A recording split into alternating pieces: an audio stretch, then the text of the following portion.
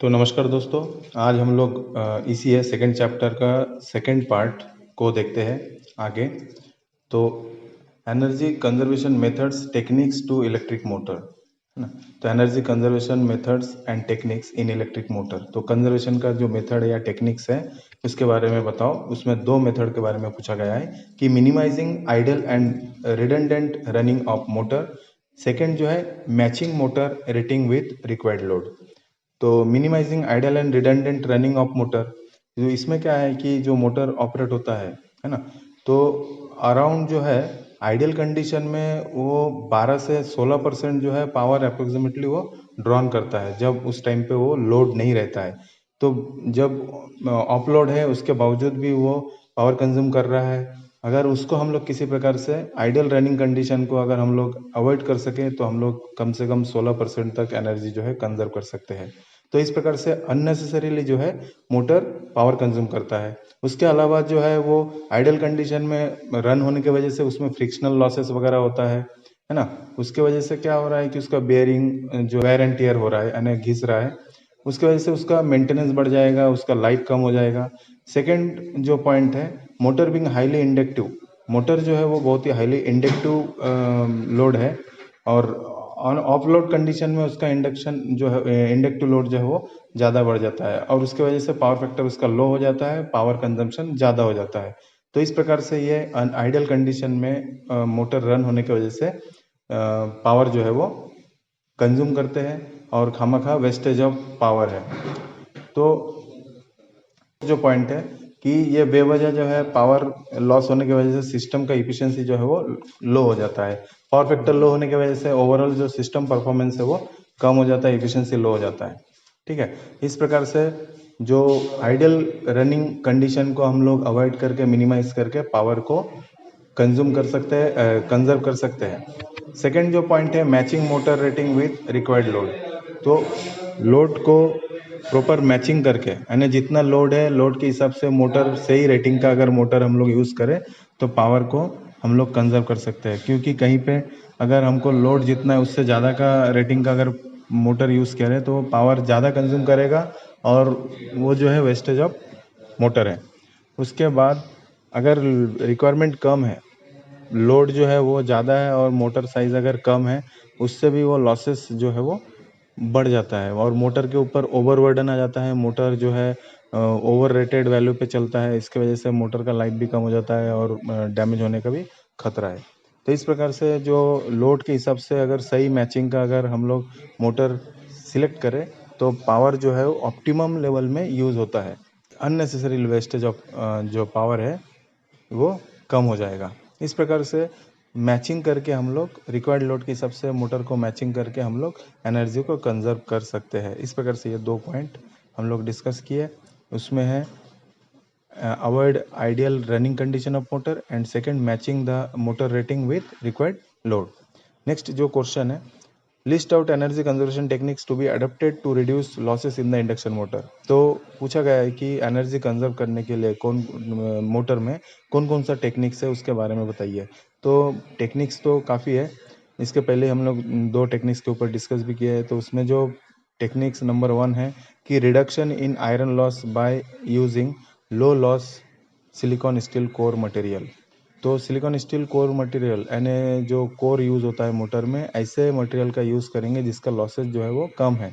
अगर वो iron loss कम हो जाएगा, hysteresis and eddy current loss उसके वजह से, अगर अच्छे मटेरियल को अगर हम लोग यूज़ कर रहे हैं, सिलिकॉन स्टील कोर मटेरियल अगर यूज़ कर रहे हैं तो उससे जो है तुम्हारा आयरन लॉस रिड्यूस होगा। दूसरा है यूजिंग बिगर लेंथ डायमेंशन। अगर रोटर का डायमेंशन अगर लॉन्ग कोर का है तो उससे क्या है कि फ्लक्स जो मैग्नेटिक फ्लक्स एरिया है वो बढ़ जाएगा, उसके वजह से फ्लक्स जो डेंसिटी है वो कम हो जाएगा और एडी करंट लॉस जो है वो रिड्यूस होगा एंड हिस्टैरिसीस लॉस भी लो होगा या रिड्यूस होगा। थर्ड पॉइंट है ना, एयर गैप जो है वो कम से कम रहना चाहिए। रोटर और स्टेटर के बीच में जितना कम एयर गैप रहेगा उससे क्या होगा कि मैग्नेटिक सर्किट जो है वो उसका रिलक्टेंस कम हो जाएगा। रिलक्टेंस कम हो जाएगा तो मैग्नेटाइजिंग करंट जो है वो कम होगा और फ्लक्स डेंसिटी जो है वो मिनिमम रहेगा। तो इससे क्या होगा कि लॉसेस जो है वो कम होगा। फोर्थ जो टेक्निक्स है energy conservation in electric motor, इसमें जो है लो रेजिस्टेंस कॉपर बार को यूज़ करेंगे रोटर के ऊपर, बजाय कि हम लोग हाई रेजिस्टेंस जो एल्युमिनियम है उसको यूज़ करने के। एल्युमिनियम कॉस्ट जो है वो कम है, लेकिन एल्युमिनियम के कंपैरिजन में कॉपर जो है वो रेजिस्टेंस भी उसका लो है और थोड़ा प्राइस ज़्यादा है, लेकिन economical over a period of long over the life of period वो इकोनॉमिकल रहता है। इसलिए कॉपर को अगर यूज़ करें, लो रेजिस्टेंस कॉपर बार को अगर रोटर के ऊपर, तो उससे भी हम लोग एनर्जी कंजर्व कर सकते हैं।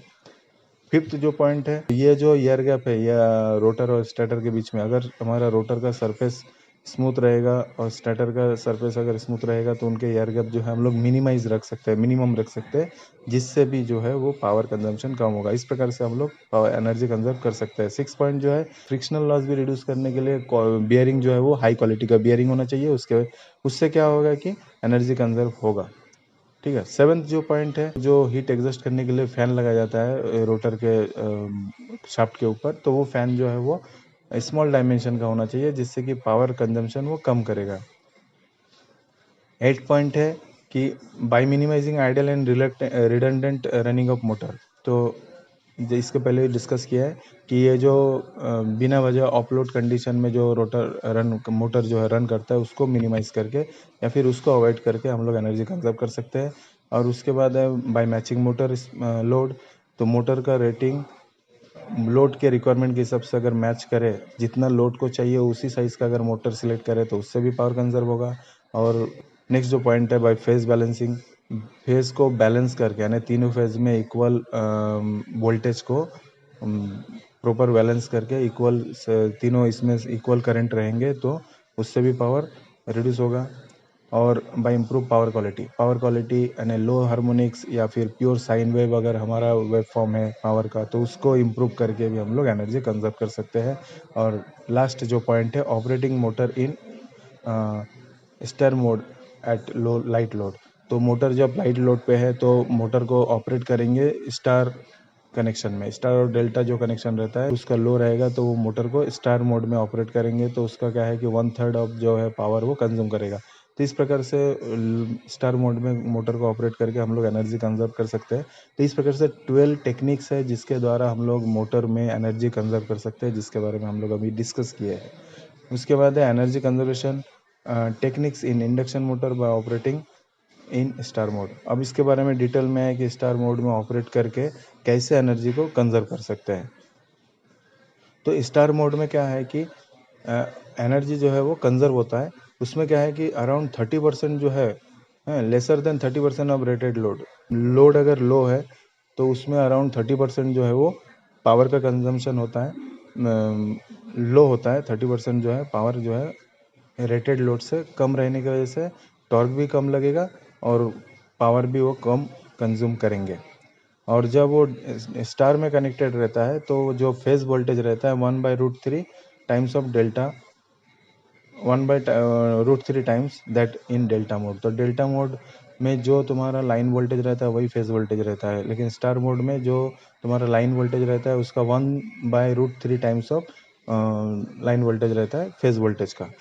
तो इस प्रकार से जो है 1/√3 टाइम्स जो है वो वोल्टेज कम होने की वजह से टॉर्क जो है वो कम प्रोड्यूस होगा। लोड कम है तो टॉर्क भी कम लगेंगे और पावर भी कम कंज्यूम होंगे। तो फेज वोल्टेज कम होने की वजह से, क्योंकि आयरन लॉस जो है that depends on the voltage, and जो कॉपर लॉस है that depends on the current.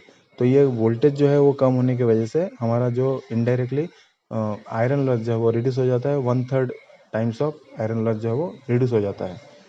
तो फेज वोल्टेज कम होने की वजह से करंट जो है वो लाइन में कम हो जाता है ना। लाइन करंट कम होने की वजह से कॉपर लॉस भी कम होता है, और इस प्रकार से हम लोग एनर्जी कंजर्व कर सकते हैं मोटर को ऑपरेट करके स्टार मोड में, अगर हमारा लोड लाइट लोड है उस दौरान।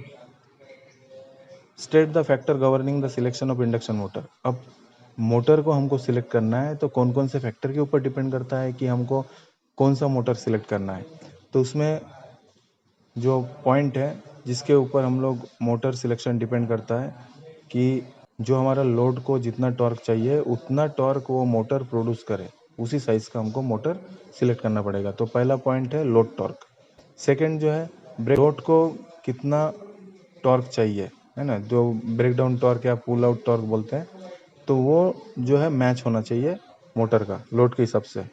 तीसरा जो पॉइंट है, starting torque of motor must be more that of need by load.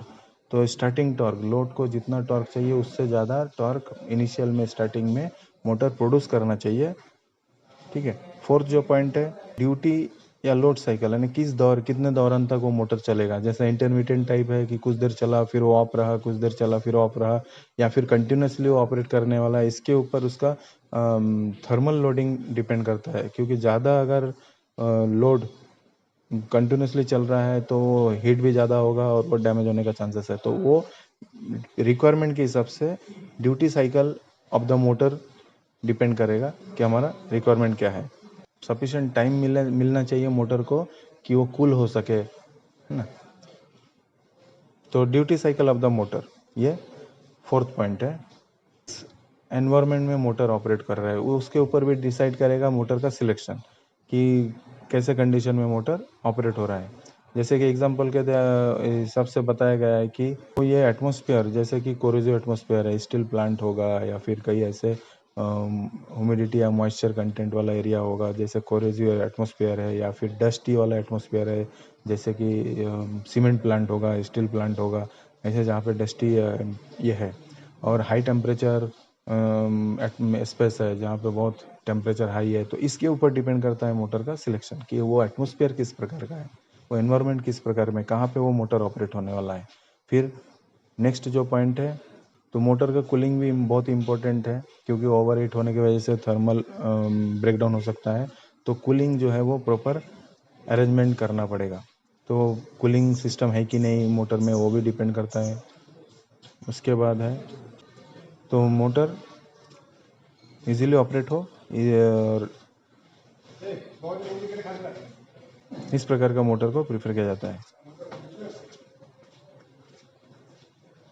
तो normally while selecting motor performance is verified. तो नेक्स्ट जो पॉइंट है वो परफॉर्मेंस।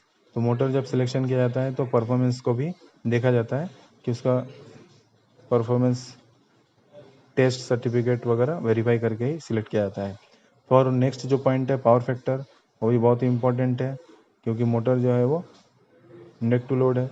तो रिएक्टिव पावर ड्रॉन, कितना रिएक्टिव पावर वो ड्रॉन कर रहा है। और performance, the motor having good characteristics in regarding will always be prefer. तो उसका, तो मोटर का जो परफॉर्मेंस है वो कैरेक्टरिस्टिक्स वो देखा जाता है। और if selecting the energy efficient motor, the cost benefit analysis over the long run must be workout. तो अगर हम लोग एनर्जी एफिशिएंट मोटर को सिलेक्ट करते हैं तो लॉन्ग रन के हिसाब से जो है कॉस्ट बेनिफिट है। इनिशियल में उसका कॉस्ट थोड़ा ज़्यादा होगा, लेकिन ओवर द पीरियड ऑफ इस लाइफ ये जो है इकोनॉमिकल होता है। तो इस प्रकार से मोटर का सिलेक्शन, ये सब फैक्टर के ऊपर अराउंड जो है वो 10 पॉइंट है, इस पॉइंट के ऊपर वो मोटर का सिलेक्शन डिपेंड करता है। तो उम्मीद करता हूँ आप लोगों को अच्छा लगा होगा। अगर अच्छा लगा है तो लाइक करो, सब्सक्राइब करो, और आगे का जो पार्ट है हम लोग नेक्स्ट वीडियो में देखेंगे।